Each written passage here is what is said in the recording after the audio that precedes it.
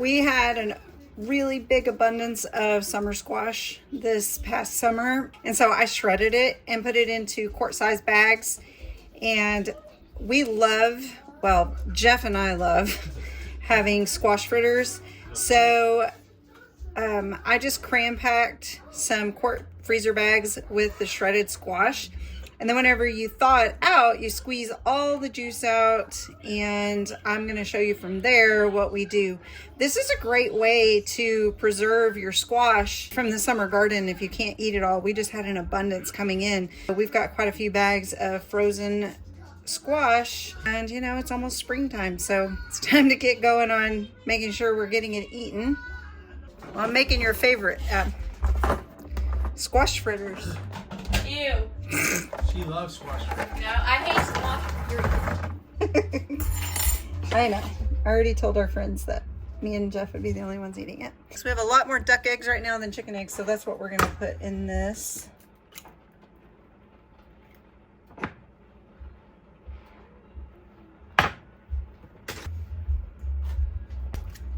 I'll work the eggs in. From here, you can put whatever seasoning you think sounds delicious to you. You can also use whatever flour you prefer. You could use cornmeal. I've used coconut flour. I've also used almond flour in these before. So it's really just whatever you feel like you want to use in it. Whatever's your favorite. I'm going to put some of my herbed salt that I made in this.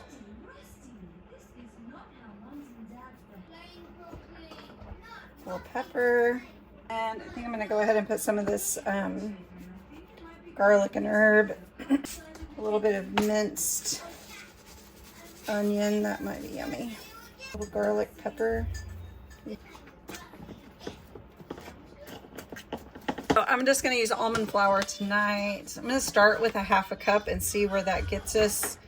You're really just looking for, you know, that kind of a thicker consistency. You don't want it super thick, like you're not trying to make like a dough with it.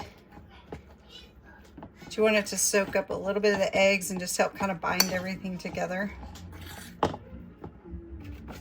Maybe a little more cup.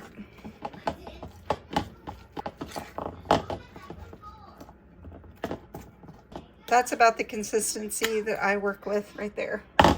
You're going to heat your skillet with some oil in it. I just have olive oil. Whenever your oil is hot, you can start just making your fritters. Try not to make them super thick.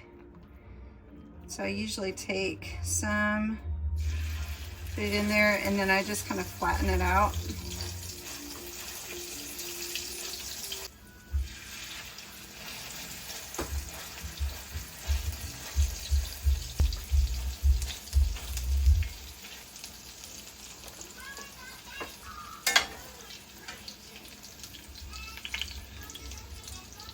You can also cook these more like hash browns, really, without adding like flour and egg and all that. You can do just like a hash brown from crispy, if you prefer.